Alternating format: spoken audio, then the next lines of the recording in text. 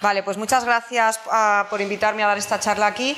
Y yo voy a dar una charla un poquito atípica con lo que ha venido siendo todas estas clases, porque primero os voy a presentar el centro en el que yo soy la directora y luego os voy a ir enfocándole un poco al tipo de investigación que nosotros hacemos allí, ¿vale? Para dar unas pinceladas del tipo de trabajo y que entendáis la relevancia del trabajo y lo que supone este centro. Bueno, el centro es el Centro de Investigación en Sanidad Animal. Bueno, el CISA, que es el Centro de Investigación en Sanidad Animal, se inauguró en el año 93, está situado en Valdeolmos, en la España vaciada de Madrid, porque está en mitad de la nada. Y bueno, el principal objetivo de este centro y por el que fue creado fue para llevar a cabo investigación, desarrollo e innovación para mejorar el conocimiento y disponer de nuevas estrategias o herramientas para la prevención, la vigilancia, el control y la erradicación de enfermedades emergentes, reemergentes y transfronterizos, de impacto económico y sanitario. Todo esto se traduce de una manera que os lo iré contando a lo largo de mi charla. Pero este centro como tal tiene una razón de ser y básicamente está creada por este motivo. Inicialmente pertenecía al Ministerio de Agricultura, luego pasó al Ministerio de Ciencia y luego pues todos los que ha habido, ciencia e innovación, universidades, y ahora mismo, recientemente, desde hace un año, seguimos en el Ministerio de Ciencia e Innovación y pertenecemos al CSIC. Antes pertenecíamos a Línea, ahora todo Línea fue absorbido por el CSIC y pertenecemos al CSIC. Este centro tiene unas características de contención biológica, que es lo que le hace único en España. Tiene 26 laboratorios de un nivel de contención 3 y 2 laboratorios de un nivel de contención 3+ o 4 según la Organización Internacional de Epizotías, que es básicamente para enfermedades animales. Este centro, y esta es una fotografía un poco vieja, pero bueno, me permite ilustrar lo que quiero ilustraros. Esto es el centro. Y esto está formado por una parte donde está la administración y todo esto de aquí, que ahora lo veréis en otra diapositiva, es todo nivel de contención 3 y 3+. Esto es el salón de actos externo. De tal manera que este centro, como veis en rojo está señalado todo lo que es alta seguridad, tiene una cantidad de metros cuadrados enorme para alta seguridad y está estructurado en lo que se llama una estructura en sándwich. Quiere decir que nosotros trabajamos aquí, en el rojo, y arriba y abajo tenemos todas las plantas técnicas. Las plantas técnicas son de una altura más alta que esta habitación. O sea, aquí parece que esto es muy bajito, pero todo esto es enormemente alto, ¿vale?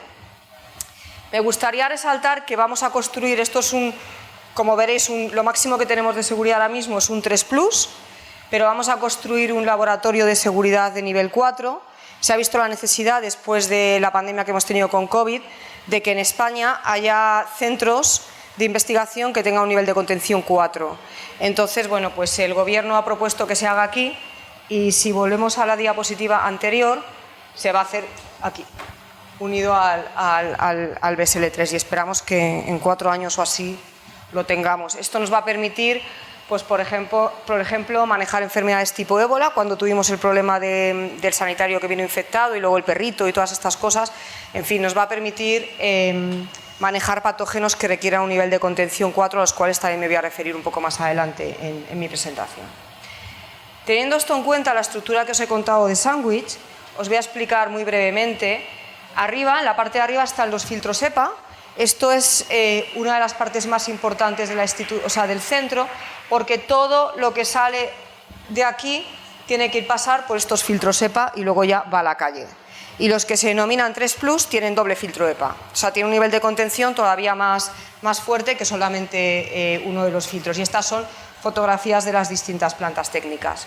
Y la parte del tratamiento térmico y químico de efluentes, esto es porque todo lo que se recoge aquí, tanto de animalario como de las zonas de laboratorios, va a estos contenedores que tienen un tratamiento químico y también un tratamiento térmico. Tenemos una temperatura de, me parece que son, digamos, a los 200 grados. Y luego ya esto, primero pasa al tratamiento químico, el tratamiento térmico y luego ya va a la cañerías, pasando por una zona de enfriamiento porque no puede ir al alcantarillado general con esa temperatura tan alta. De tal manera que toda la posibilidad de escape aquí es prácticamente mínimo, por no decir inexistente, con todas estas barreras físicas que tenemos para la contención de los patógenos.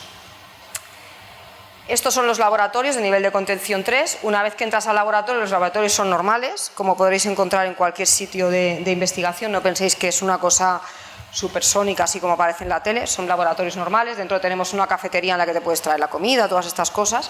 O sea, haces tu vida adentro igual que lo harías en otro laboratorio normal, excepto que estás con presión negativa y con un nivel de contención alto. Y luego tenemos los laboratorios NCB3+, que aquí ya sí que tenemos que ir con todos los trajes de presión negativa, ¿vale? Y así es como estamos trabajando actualmente con el COVID, como se trabajan con los zoonóticos, que más tarde me referiré a ellos, que trabajamos en el centro. Tenemos también el animalario. El animalario tiene 7 boxes que son NCB3 y 7 boxes que son NCB3+. Este número de boxes se aumentó para dar una respuesta a la situación pandémica con el COVID, porque el CISA tuvo un protagonismo bastante importante en toda la pandemia. Y aquí veis, esto es un pasillo en el que aquí se ven las distintas puertas de los boxes. Los boxes tienen doble puerta neumática.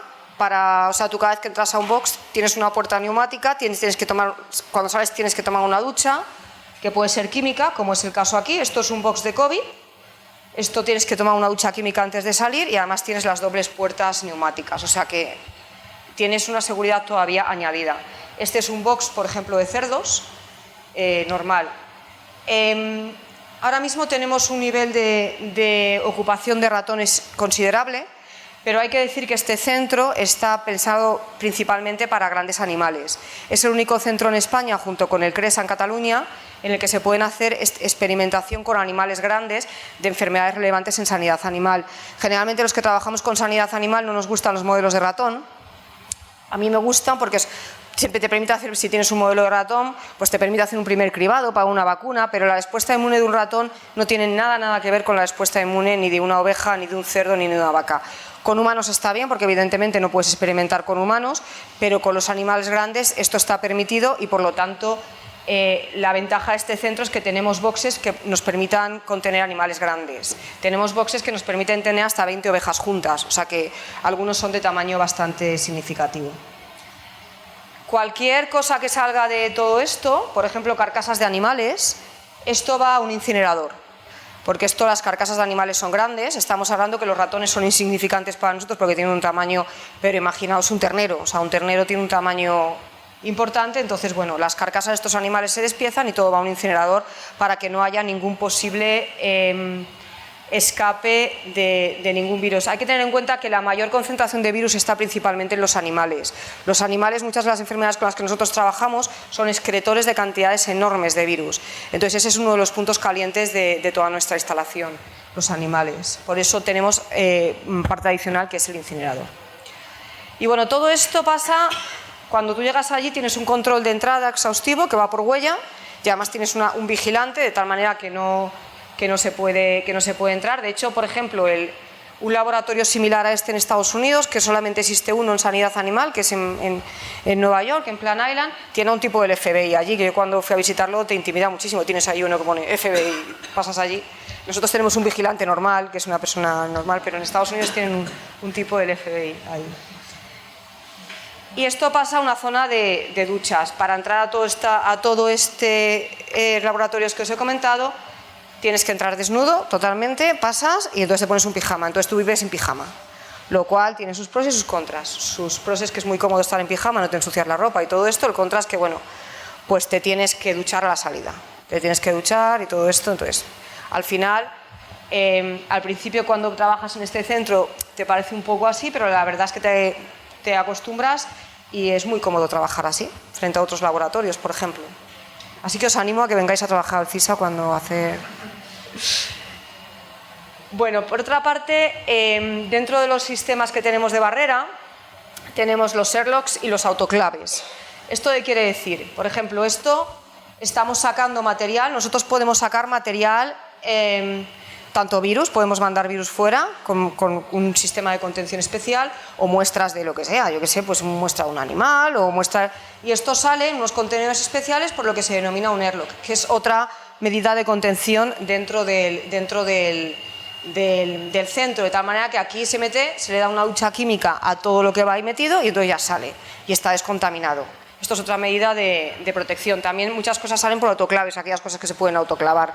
Por ejemplo, cuando vienen los cámaras a rodar, que últimamente tenemos mucha gente rodando en nuestro centro, pues estos tienen que esperar unos 3 o 4 días porque tienen otro sistema de descontaminación específico para las cámaras. O sea, todo esto está totalmente regulado, de tal manera que no haya ningún posible escape absolutamente de nada. Bueno, las actividades que llevamos a cabo en el CISA son principalmente, tenemos uno de los, digamos que el objetivo de este centro es la investigación en enfermedades emergentes, reemergentes y todo esto que he contado antes, ¿no? A lo cual dedicaré un tiempo después. Tenemos otra parte importante que es la formación científica y técnica y la transferencia de la tecnología.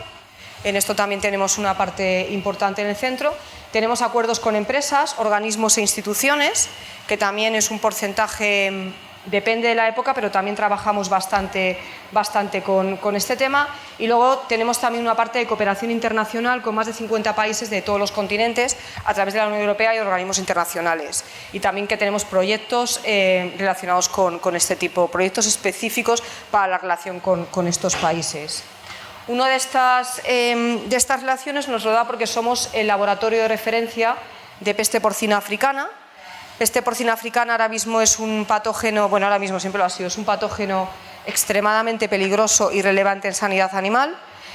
Produce una mortalidad muy alta de los cerdos y las medidas de contención en ganadería es básicamente que tienes que cargarte a toda la granja que tenga un solo síntoma o un solo animal con un signo clínico asociado a peste porcina africana.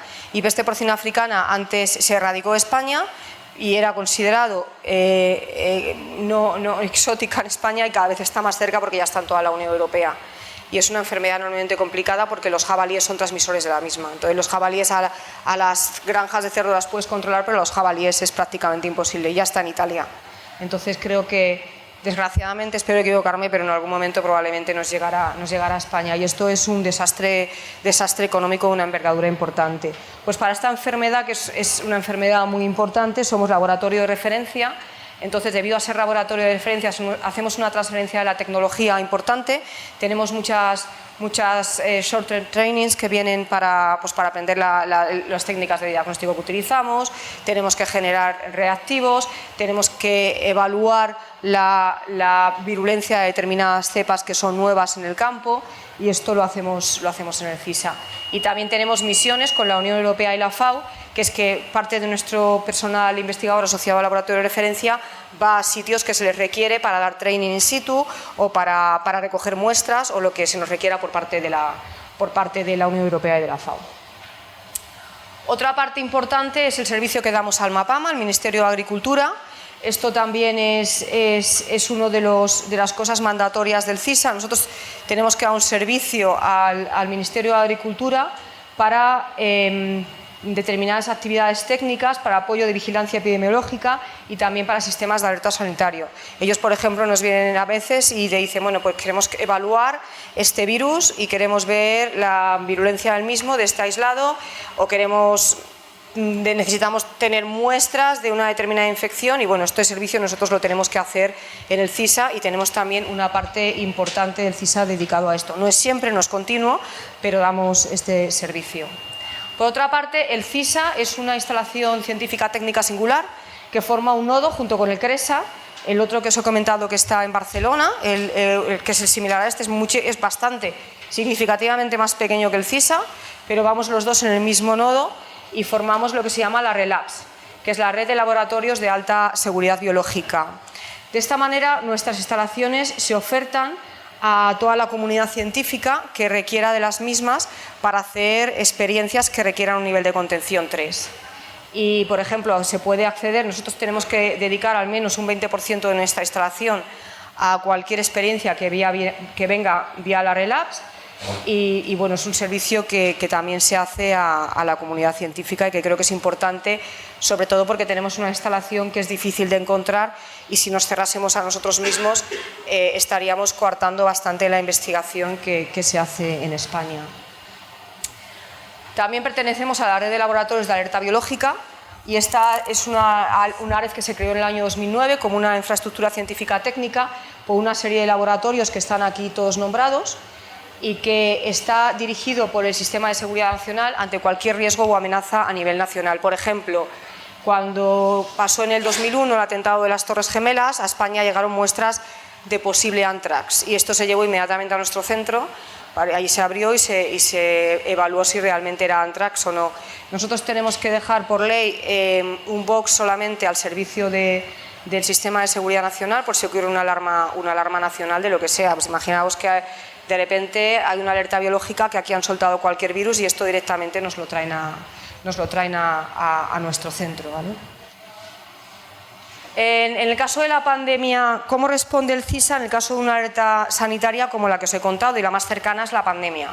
Bueno, durante la pandemia, cuando todos estábamos encerrados en casa, nosotros seguimos trabajando porque estuvimos haciendo una potente labor de diagnóstico. Nosotros tenemos mucha experiencia en diagnóstico y se nos requirió por la Comunidad de Madrid para hacer diagnóstico a sectores críticos como era la Policía Nacional, los del SAMUR, los de Protección Civil, es decir, toda la gente que estaba trabajando en ese momento y que estaba en sitios realmente críticos.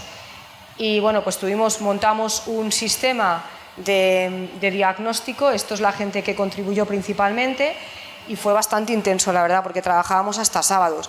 Lo hicimos gratamente, pero fue bastante intenso en aquella época en la que todo el mundo estaba recluido y bueno, en la que no sabías exactamente hasta qué dimensión podía llegar si te veías infectado por este virus.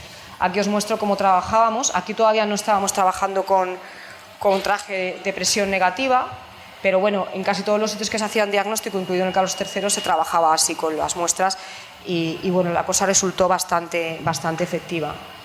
Durante este momento, también en el centro se obtuvieron proyectos en generación de nuevas vacunas, algunos basados en nanopartículas, en adenovirus y en el virus en recombinantes, en el MVA, en el virus de Vaccinia modificado. También se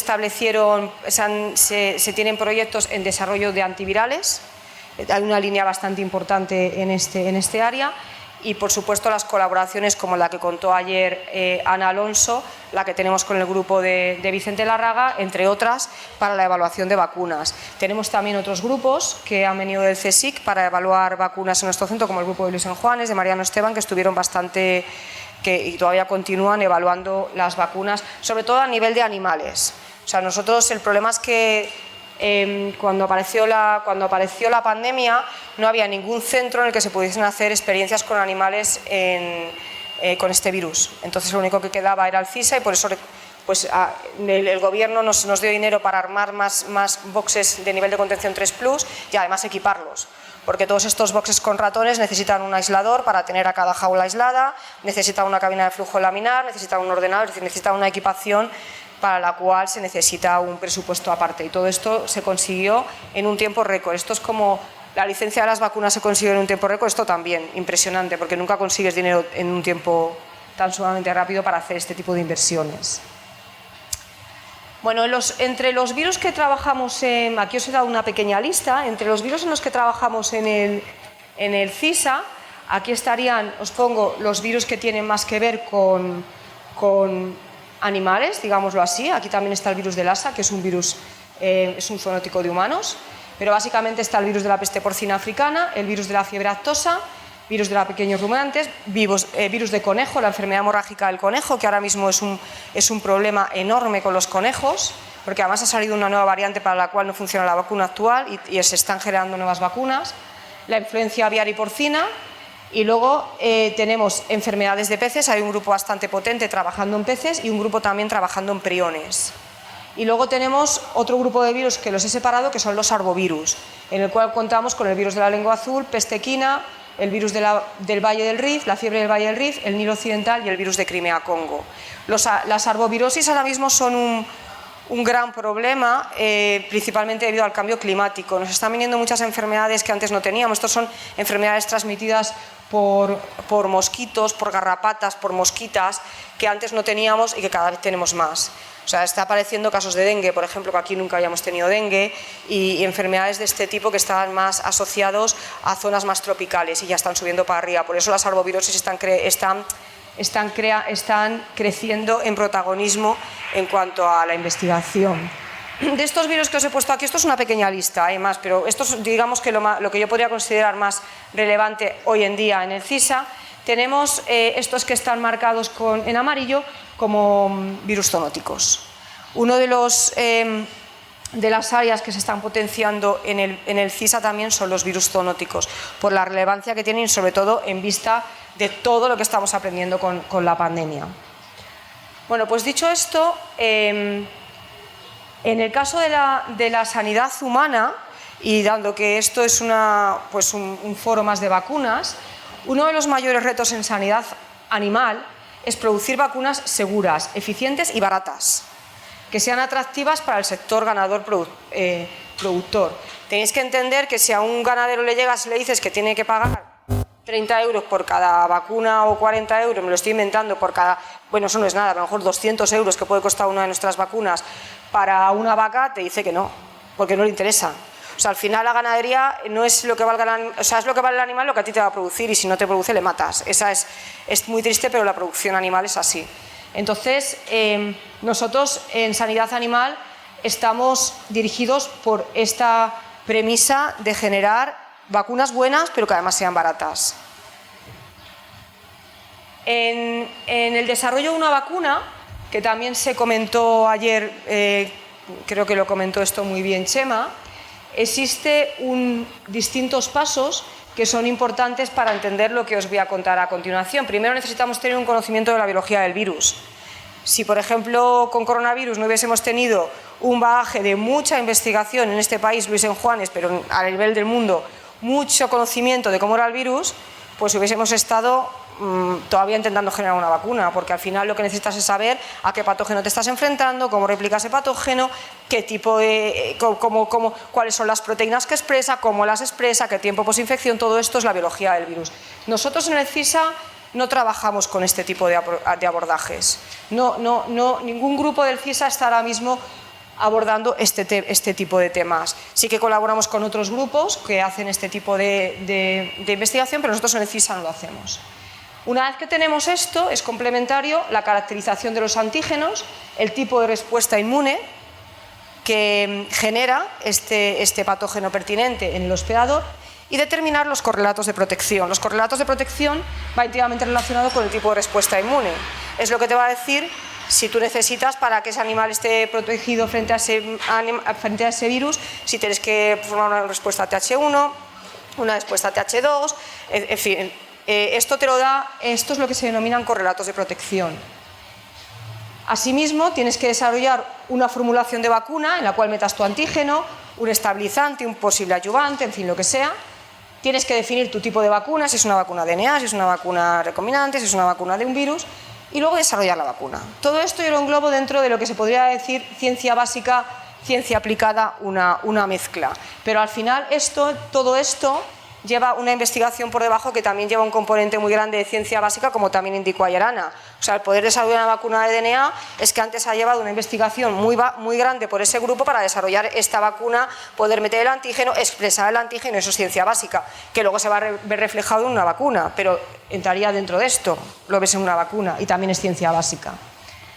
Esto nos va a llevar todo este conocimiento unido a la fase de ensayos clínicos, en el cual vamos a determinar la seguridad, la respuesta del sistema inmune a esa vacuna y la protección, es decir, la eficacia de la vacuna. Esto ya sí es ciencia aplicada, y esto también lo hacemos en el CISA. Y luego ya, a partir de aquí, ya entraría la fase 2, la fase 3 del marketing, es decir, llegar a un acuerdo con una empresa. Entonces, la mayoría, por desgracia, lo que comentábamos ayer, la mayoría se queda aquí, el 99% se queda aquí, y luego el 1% es el que tiene la suerte de pasar probablemente a lo siguiente, ¿no? Os voy a poner, a partir de ahora voy a empezar a meterme más en la investigación que hacemos, y voy a poner de ejemplo lo que hago yo en mi grupo, ¿vale? Para que sea una cosa más focalizada y no dedicarnos a todo lo que hacemos. Bueno, en mi grupo nosotros somos un grupo de inmunología viral y estudiamos la respuesta inmune frente al virus, caracterizamos el tipo de la respuesta inmunitaria en el hospedador natural, identificamos lo que se denominan immunological signatures, firmas del sistema inmune, lo que te va realmente en infecciones virales. Esto lo estamos estudiando a nivel de transcriptómica, a nivel de sistemas, y esto te permite obtener unos mapas integrados de toda la dinámica de la respuesta del hospedador a una infección o vacunación. Esta es una herramienta extremadamente útil porque te va, por ejemplo, a poder determinar si tienes que utilizar un adyuvante que vaya a dirigir una molécula por aquí o por allá. Esto es una herramienta bastante útil. Y también estudiamos los mecanismos de evasión de la respuesta inmune del virus, de lo cual nombró ayer Chema también la importancia de esto. Si nosotros sabemos que un virus utiliza una proteína para eliminar la respuesta de interferón, pues te interesa una vacuna que no tenga esa proteína, porque si no te va a eliminar la respuesta de interferón y la respuesta innata va a estar comprometida. Y si tienes comprometida la respuesta innata, tienes comprometido todo. Este tipo de abordaje no estamos hablando de hacerlo en ratón, estamos hablando de hacerlo en cerdo, en ovejas y en vacas. Entonces es muy complejo. Y no estoy intentando vender aquí nuestra investigación, pero es que no tenemos reactivos. No es igual que tú vas a humanos, tienes todo tipo de anticuerpos, tú vas a ratón, tienes todo tipo de anticuerpos, y aquí vas a un animal en el cual las herramientas que tienes son enormemente limitadas. Asimismo, también en el grupo trabajamos con dos estrategias de vacunas. Tenemos una estrategia de vectores adenovirales, que llevamos trabajando muchos años y que la verdad cuando se licenciaron las vacunas para COVID nos pusimos muy contentos porque nosotros llevamos luchando con nuestras vacunas adenovirales y todas las empresas te dicen pero es que no hay nada licenciado con adenovirus, no hay nada licenciado.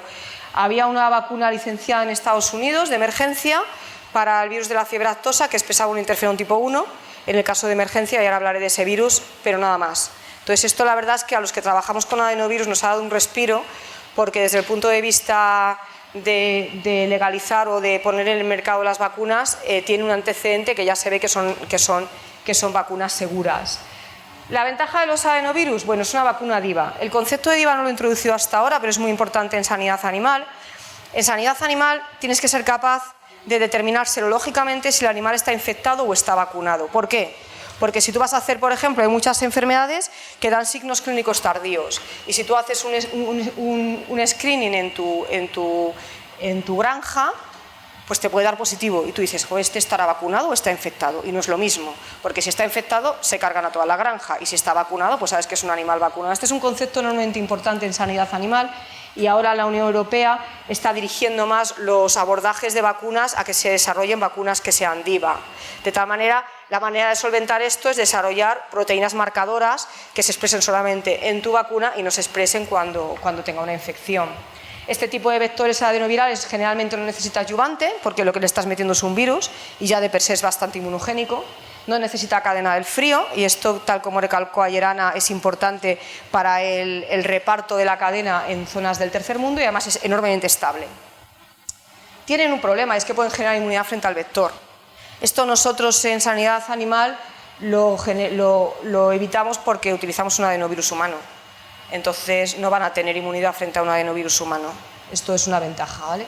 Y últimamente hemos empezado a desarrollar vacunas RNA que también son DIVA, también son seguras, como hemos visto con el caso del COVID. Tienen una flexibilidad y versatilidad alta porque se puede cambiar el genoma muy rápidamente. Tiene una estandarización de la producción, es más rápida que producir un adenovirus, pero tiene unas desventajas, son inestables, de ahí la cadena hasta del frío que tiene que ir a -80 y necesitan un vehículo, tienen que estar metida dentro de una de las naves partículas, las que habrá contado Miguel, y esto es también un problema adicional de este tipo de vacunas. De todas maneras es un abordaje muy bueno, sobre todo para virus zoonóticos, porque es donde más aplicación. Y ahora recientemente estamos colaborando con Vicente, que también estamos metiendo su vacuna DNA para las enfermedades nuestras animales y para los virus zoonóticos, que ya hablaremos de ello. Pero estamos aprovechando esta colaboración tan fructífera que tenemos para meter otro abordaje más en nuestra cadena de vacunas. Bueno, en cuanto a sanidad animal, los virus con los que trabajamos en nuestro laboratorio es el virus de la fiebre aftosa, si os acordáis es el segundo virus más importante que he puesto relacionado con animales, el virus de la peste de los pequeños rumiantes, el más afectado de todos es la cabaña porcina, afecta a todos los rumiantes, pero en ovino es asintomático y también afecta a los bovinos. Lo que pasa que es más fácil trabajar con porcino que con bovino por el tamaño del animal. El virus de los pequeños rumiantes es también luego beneficial, este afecta principalmente a pequeños rumiantes, ovinos y caprino, y luego tenemos el virus de la lengua azul.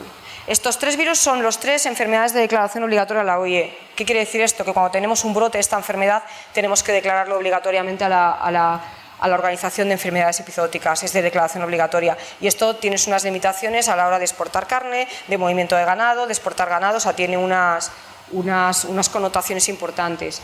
España ahora mismo está libre de estos 2, pero tenemos una cantidad considerable de lengua azul. El virus de la fiebre aftosa, este virus, como os he comentado, afecta a todo el orden de Acteodáctila, es una enfermedad muy contagiosa, se transmite por el aire y no sé si os acordaréis, pero en el Reino Unido en el año 2001 hubo un brote de este virus que se pensó que fue un escape de laboratorio y bueno, causó una catástrofe a nivel económico porque tuvieron que sacrificar animales, más sobre todo afectó al bovino, allí el Reino Unido es muy potente en bovino más que España y tuvieron que sacrificar mucho y además este virus fue capaz de pasar por el aire y llegó hasta Holanda. O sea que es un virus que se transmite a una velocidad impresionante. Para nosotros es un riesgo porque está en toda la parte de Marruecos. O sea, todo el Magreb y toda la parte es una zona en la que el virus está presente. Pertenece a una familia de virus que se denomina Picornaviridae. Tiene una cadena de RNA de cadena positivo y es el mismo tipo de virus, por ejemplo, que el poliovirus, que os será más familiar porque es un virus de humano. Tiene 7 serotipos y tiene muchos subtipos y uno de los problemas de este virus es que tiene una tasa de mutación altísima. Es de los virus que más alta tasa de mutación tienen, por lo tanto tú metes una vacuna e inmediatamente te empiezan a aparecer variantes y fuera la vacuna. Esto es uno de los problemas que tiene, de hecho es uno de los virus una tasa de mutación tiene más alta. El CISA es el único laboratorio en toda España autorizado para trabajar con este virus debido a la peligrosidad del mismo. El CRESA no puede trabajar con este virus y de hecho en Europa existen muy pocos centros en los que se pueda trabajar con este virus por la peligrosidad del mismo. Esto tenéis que entender que no todo es peligroso para los humanos, esto no nos afecta a nosotros, pero si este virus saliese de nuestro laboratorio sería una catástrofe a nivel económico porque afectaría a las granjas de cerdos. Esta es la distribución del virus actualmente y como podemos ver, en verde está todo lo que está libre, pero todas estas zonas son positivas para fiebre aftosa, el virus está circulando. Entonces estamos enormemente cerca de las zonas en las que el virus está circulando. Esto es lo que os contaba, el control simplemente es el sacrificio de toda la cabaña afectada y los animales existentes. Esta es una foto de lo que ocurrió en el Reino Unido en el 2001. La vacunación ahora mismo es un virus inactivado químicamente y tiene posibilidad de escape, como cualquier virus inactivado. Tiene una inmunidad de corta duración, 6 meses, por lo que hay que dar varias inyecciones de refuerzo. Esto es malo desde el punto de vista económico porque supone más dinero para el ganadero. No hay reactividad cruzada entre todos los serotipos que hemos comentado. O sea, existen 7 serotipos y no hay reactividad cruzada, hay que adecuarlo a las cepas que están circulando en ese momento. Y hay una posibilidad de establecer animales portadoras subclínicos en bovinos y en ovinos. Sobre todo ovinos es un problema por los subclínicos porque no tienen signos clínicos. En nuestro laboratorio, y aquí os voy a contar solo unas pinceladas, nosotros estamos más interesados en determinar cómo es la respuesta inmune frente a este virus. Hemos desarrollado una vacuna que no la he traído aquí, pero sobre todo hemos visto que, por ejemplo, el virus infecta células presentadoras de antígeno, que son las células dendríticas, y esto evita que al estar infectado interaccione con las células T y cree una respuesta inmune. Esto es un ejemplo simplemente, como vemos, esto cuando una célula dendrítica interacciona con una célula T, las membranas se fusionan y eso quiere decir que están recibiendo la señal. Aquí vemos cómo una célula se fusiona y aquí vemos cómo no hay fusión. Esta célula está infectada por el virus. Esto es importante porque estamos entendiendo los mecanismos que el virus utiliza para escapar a la respuesta inmune. Y para decir, bueno, pues tenemos que directamente dirigir a que esto no ocurra, nuestras estrategias vacunales. Otro de los abordajes que utilizamos o de los resultados que obtuvimos, esto es un cartoon en el que se ve que cuando infectamos un cerdo, este virus tiene una viremia muy corta, este virus tiene una viremia aproximadamente de 10 días como mucho. Al día 2 ya está secretando cantidades ingestas de virus. O sea, tú pones un cerdo que está inoculado y pones otro al lado, el otro está enfermo a los 3 días, pero enfermísimo. Se ponen muy, muy enfermos los cerdos. Y tiene una viremia relativamente corta. En esta viremia tenemos un primer pico de IgMs y otro segundo pico de IgGs durante el tiempo. Esto es la carga viral, que como veis, a partir del día 11 ya no se detecta virus. Y lo que vimos es que se producía una cantidad de interleuquina 10 muy grande en este tiempo durante la infección. Esto el virus lo utilizaba principalmente para suprimir la respuesta humoral T dependiente. Sin embargo, el hospedador, a pesar de ello, es capaz de producir una respuesta de anticuerpos, que es lo que hace que la infección se elimine. Esto también es un conocimiento muy útil para utilizarlo, por ejemplo, en la determinación de cómo tiene que ser la respuesta que tu vacuna cree. Esto es un ejemplo de por qué es importante determinar la respuesta inmune frente a estos patógenos. El segundo es el virus de la peste de los pequeños rumiantes. Esta es una enfermedad también muy perjudicial, es prioritaria en el Plan de Acción Mundial de 5 años de control progresivo de enfermedades animales transfronterizas. Se quiere erradicar para el año 2030, que no sé si se conseguirá, pero se quiere considerar erradicado. Este pertenece a la familia de los paramyxos, como el virus del sarampión, que os será también más conocido. Es una molécula de RNA sencilla de polaridad negativa, el otro era de polaridad positiva, este es de polaridad negativa. Como veis, todos son virus RNA con los que trabajamos. Este virus, en el laboratorio hemos puesto a punto un sistema de infección experimental. Este virus en el campo produce una mortalidad bastante alta. En el laboratorio, las ovejas prácticamente no tienen signos clínicos, tienen muy poquitos signos clínicos, tienen pirexia y algunos tienen unos pocos de mocos, pero prácticamente no tienen nada. El motivo, nosotros determinamos cómo el virus se disemina por el organismo en ovejas, y lo principal y más relevante es que este virus induce una inmunosupresión severa entre día 3 y día 15. Entonces, ¿qué es lo que pasa en el campo? Durante esta inmunosupresión, los animales son infectados por enfermedades oportunistas y causan la muerte del animal. Esto en un nivel de contención no ocurre. Entonces los animales sobreviven y tienen unos síntomas mucho menores, porque tampoco están expuestos a nada, ni están expuestos al frío ni al calor. Es como cuando tú, no sé, te constipas, pues cuando te dicen esto de "ay, vas a coger frío, te vas a constipar", lo que te pasa es que el propio frío te inmunodeprime de alguna manera, y es lo que hace que cojas algún virus que está por allí circulando, que los tenemos constantemente. Entonces este es el motivo por el que estos animales se mueven. Aquí determinamos cómo se producía, este es el número de células blancas, cómo se producía una depresión del número de células a día 3, se recuperaba a día 13, pero estas células a día 13 no eran capaces de responder a un mitógeno como la concanavalina, que es un mitógeno que hace que las células se dividan, también como a tiempos tardíos posinfección. Esto en cuanto a lo que os quería. Tengo más datos de PPR, pero tampoco voy a poner muchos datos de esta enfermedad. En cuanto al virus de la lengua azul, es también de declaración obligatoria en la OIE, como he comentado, es un virus transmitido por vectores, son del género culicoides, son unas mosquitas chiquititas, afecta a rumiantes domésticos y salvajes y causa también grandes pérdidas económicas, tiene una alta mortalidad en ovinos. No hay reactividad cruzada entre los distintos serotipos, hasta ahora hay descritos 29 serotipos.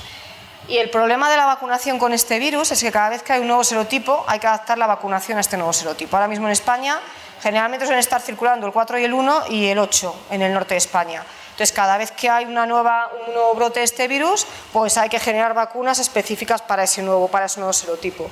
Están constantemente saliendo nuevos serotipos porque este virus tiene un genoma de RNA de doble cadena y que tiene 10 segmentos. Entonces estos segmentos, lo que ocurre es que se producen lo que se llaman reassortments, que lo que ocurre es que cuando el virus replica dentro de una célula, cogen fragmentos de un virus y fragmentos de otro. Y entonces te crean un nuevo serotipo, porque te ha cogido, imaginaos dos que están coinfectados con el 4 y con el 1, te ha cogido fragmentos del 4, fragmentos del 1 y crean un nuevo serotipo que será el 30. Y esto es lo que ocurre en el campo y es uno de los grandes problemas que tenemos para el control de esta enfermedad. Esta enfermedad afectó las vacas. Generalmente están menos afectados que los ovinos, sin embargo hubo un brote en el norte de Europa, que llegaron las mosquitas, esto tiene relación con el cambio climático, que fue devastador para las vacas. Y entonces llegó creo que hasta Finlandia y se tiraban de los pelos, porque diciendo dónde ha aparecido la mosquita en esa altitud, y las mosquitas vienen por un poco el reflejo de lo que está ocurriendo con el cambio climático. Bueno, aquí con este virus hemos descrito, y esto va en relación a lo que puse inicialmente en mi diapositiva, aquí también lo hemos hecho con PPR, pero os he traído el ejemplo de lengua azul, hemos hecho un mapeo de epítopos T y hemos estudiado cómo es la respuesta T frente a este virus. A nosotros nos interesa bastante la respuesta T, porque creemos que la respuesta T es bastante importante en la eliminación de este patógeno. Hemos visto que estos animales se encuentran constantemente con reinfecciones. ¿Por qué? Porque lo que les está picando es la mosquita. Entonces la mosquita te infecta y tienes otra reinfección constante, y tienes otra reinfección que son infecciones secundarias. Y estos hemos caracterizado cómo son estas infecciones secundarias, que se caracteriza por una expansión de CD8 pero no de CD4, por ejemplo. Y luego el repertorio de todos estos epítopos, cómo varían a lo largo de una infección primaria o una infección secundaria. Esto también es importante para la vacunación, porque tú estás vacunando animales en general. Tú llegas a una granja, ahora mismo la vacunación es obligatoria de león para abajo, en España, por ejemplo. Entonces tú llegas y tú vacunas y tampoco sabes cómo está en ese momento el estatus de ese animal, si ha sido infectado por la mosquita, si no ha sido infectado por la mosquita, en fin, cómo es. Y estos son parámetros importantes a la hora de hacer diseños vacunales. Esto es, en cuanto a la respuesta, a la evasión de la respuesta innata, hemos visto cómo este virus infecta las células dendríticas foliculares. En los nódulos linfáticos, en los ganglios, está la zona donde se produce la respuesta B, que son esto es de una manera muy simplista, que son los folículos. Ahí existen unas células dendríticas que van a presentar el antígeno, y entonces hemos visto que el virus directamente elimina esas células a un tiempo muy temprano, posinfección. Y de hecho hace que la respuesta B, este virus cuando le inocula a la mosquita, va directamente al primer nódulo linfático que encuentra. Ahí tiene este efecto y entonces crea una ventana de inmunosupresión muy cortita, pero que permite que el virus se expanda por todo el organismo, y el virus se encuentra presente, pues puede estar hasta 2 meses circulando por el animal. Y te utiliza esta estrategia para evitar el inicio de la respuesta inmune. Y esto es otro de los ejemplos en los cuales hemos determinado, y no voy a entrar en detalle, pero simplemente decir que una de las proteínas del virus, que es una proteína no estructural, interfiere con la cadena del interferón. Entonces, uno de los objetivos también es eliminar esta proteína de las vacunas, porque si tienes una vacuna en la cual expresas esto, pues te va a interferir con la vacuna del interferón. Bueno, en cuanto a la generación de las vacunas, esta es la estrategia que nosotros utilizamos con los adenovirus. Me ha parecido interesante ponerla, porque aunque todos tenemos ahora mismo en mente cómo son las vacunas adenovirales, cómo se generan estas vacunas, pues principalmente tienes un plásmido donador en el cual metes tu gen de interés. En el caso del COVID se ha metido la proteína S, en el caso de nuestros virus pues metemos una de las proteínas de interés. Se hace la recombinación con el virus, con el adenovirus. Aquí tenemos el resultado de esta recombinación, en el cual tenemos todo el genoma del adenovirus con nuestro gen de interés, excepto una proteína del adenovirus. Entonces esto lo metemos dentro de una célula que le da en trans la proteína que le falta. Entonces se generan los viriones, y estos viriones solamente permiten una ronda de replicación, porque le falta una proteína. Por eso son vacunas muy seguras. Estas vacunas se meten en tu célula cuando te lo inoculan, dan una ronda de replicación. Esto les permite a toda la maquinaria del sistema inmune ponerse como loco. Por eso he dicho que no se necesita adyuvante, porque ya de por sí son muy inmunogénicos, pero solamente es una ronda de replicación, por lo que son totalmente seguras y no tienen ninguna manera de recuperar la proteína que les falta, es imposible. Y así es como conseguimos los adenovirus recombinantes. Con este tipo de vacuna tenemos una vacuna que funciona muy bien para PPRV, que expresa la proteína de fusión y la hemaglutinina, y hemos visto cómo animales vacunados con estos adenovirus no desarrollan pirexia, y la carga viral es prácticamente inexistente, y además no produce inmunosupresión. Ahora mismo las vacunas que se están utilizando para PPRV, que es un virus atenuado, no es ni inactivado, es un virus atenuado pasado miles de veces en cultivos celulares, produce inmunosupresión. Entonces es también una ventana de tiempo que el virus puede aprovechar para infectarte, y no te vale para nada la vacunación. Por otra parte, también tenemos vacunas basadas en adenovirus para BTV, Nosotros tenemos expresada un adenovirus que expresa, estas son proteínas de membrana, las dos, y podemos ver que estos son los controles. Aquellos animales vacunados, solamente un animal desarrolló pirexia, el resto no desarrolló nada de fiebre, y aquí también un solo animal desarrolló pirexia. Y en cuanto a los signos clínicos, estos animales que fueron los vacunados, ninguno desarrollaron prácticamente signos clínicos, excepto un animal comparado con los controles. Luego la vacuna nos funcionaba bastante bien.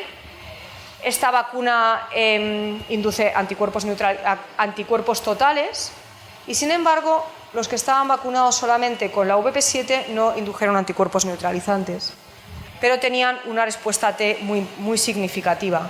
Aquí tenemos, para dirigiros la atención a lo más importante, esto es la producción de interferón gamma en CD8, como es bastante mayor que, por supuesto, los controles, inclusive mayor que cuando teníamos las dos proteínas. Es decir, que teníamos animales que estaban totalmente protegidos en ausencia de una respuesta neutralizante. Ahora mismo estamos trabajando y tenemos datos bastante robustos en el que estamos expresando adenovirus de distintos serotipos y tenemos protección cruzada con los distintos serotipos.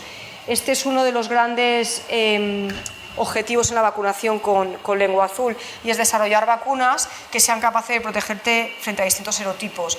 ¿Por qué? Porque, como he comentado antes, tenemos tenemos que crear una nueva vacuna cada vez que un animal es infectado con un nuevo serotipo. De esta manera podríamos vacunar con una sola vacuna y que estuviesen protegidos frente a bastantes serotipos. Y ahora mismo tenemos datos bastante buenos que no los he traído aquí, utilizando este tipo de abordaje con adenovirus. Bueno, y por último ya me gustaría pasar a lo que son los zoonóticos. Recientemente habréis oído hablar, o últimamente se ha puesto muy de moda el concepto. ¿Ya? Bueno, ya me queda muy poquito, me quedan solamente los zoonóticos. El concepto de One Health, que es el concepto de One Health es entender que estamos todos relacionados entre sí, animales, humanos y el medio ambiente, y que tiene que existir una colaboración entre estos tres factores. Aquí entran los virus zoonóticos. Sabemos que el 60% de las enfermedades humanas que ahora mismo son de origen zoonótico, el 75% de las enfermedades infecciosas tienen un origen animal. Hay 5 nuevas enfermedades que tienen un origen animal humanas apareciendo cada año, y el 80% de los agentes que tienen un potencial de bioterrorismo son zoonóticos. Entonces, esto hace que los que trabajamos en sanidad animal tengamos una participación importante en la investigación con los zoonóticos. Nuestro grupo ha empezado recientemente. Hemos conseguido dinero para trabajar con el virus de la fiebre hemorrágica de Crimea-Congo. Este es un virus que requiere un nivel de contención 4. Sin embargo, nosotros tenemos una colaboración bastante fuerte con el CDC, con el Centro de Control de Enfermedades en Atlanta, en Estados Unidos, y estamos trabajando junto con ellos, nosotros en la parte de vacunas, ellos más en la parte de caracterización del virus y respuesta inmune. Este es un bunyavirus, es un virus que tiene una sola hebra de RNA de 3 segmentos, está transmitido por garrapatas, o por sangre de animales infectados, tiene un reservorio que son los rumiantes y tiene una tasa de letalidad entre el 10 y el 40%. El ciclo de este animal, voy a ir un poquito rápido por falta de tiempo, pero básicamente la garrapata tiene distintos estadios, como sabréis. En algún momento, si a ti te pica la garrapata, puedes tener la posibilidad de desarrollarlo. La garrapata pica a los rumiantes o infecta a los rumiantes, y si el rumiante generalmente desarrolla esta enfermedad de manera asintomática, y cuando tú estás en contacto, sobre todo ganaderos, con algún tipo de contacto con estos animales, también puedes encontrarte infectado. No existe vacuna y no hay tratamiento. No existe absolutamente ningún tratamiento y tiene una gran variabilidad genética este virus. Actualmente se han detectado en España, en 2010 se detectó en garrapatas. El primer caso en humanos se detectó en el 16 y desde el 16 al 21 se han detectado 10 casos, 3 de ellos son mortales. Se piensa que hay más casos que han sido diagnosticados falsamente porque los síntomas, primero, no estamos preparados para este tipo de enfermedades en la clínica, y luego los síntomas se parecen a otro tipo de enfermedades. Se ha hecho muchos estudios a posteriori donde se ha visto que eran personas infectadas con esto. En España tenemos una prevalencia bastante alta de la enfermedad y sobre todo en la parte de Extremadura, que es donde más abundante se ha visto la enfermedad. Está considerada por la OMS como una enfermedad con potencial pandémico y actualmente es una de las enfermedades infecciosas humanas más preocupantes en el viejo mundo que somos nosotros.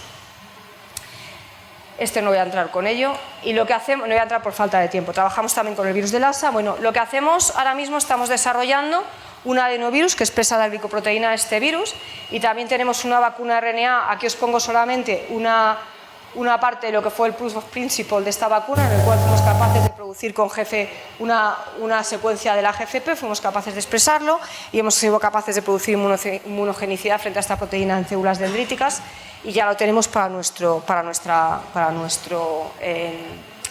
virus. Esto lo voy a pasar, me gustaría hacer una última consideración. Me gustaría simplemente decir que todos los virus que estamos viendo ahora mismo, la mayoría de ellos, excepto el monkeypox, son virus RNA. O sea, los virus RNA se caracterizan por una alta tasa de mutación, tienen un tiempo de generación viral corto, tienen una ausencia de actividad correctora de errores de la polimerasa, se produce recombinación, segmentación. Y el hecho de que todos estos virus tengan una gran variabilidad, que lo he estado remarcando en cada una de mis partes, hace que sea muy difícil el control y erradicación de las enfermedades. De todos los zoonóticos que he nombrado, el 80% son virus RNA, si no más. Entonces, hay que tenerlo en cuenta porque la mayoría de los virus, el COVID es un virus RNA, la mayoría de los virus que están apareciendo son virus RNA y hay que tener un ojo avizor sobre ellos. Y finalmente me gustaría terminar agradeciendo a la gente de mi grupo, todos los que nos dan el dinero, que es importante siempre nombrarlo, y luego los colaboradores en la Universidad Complutense y fuera de España. Y ya está.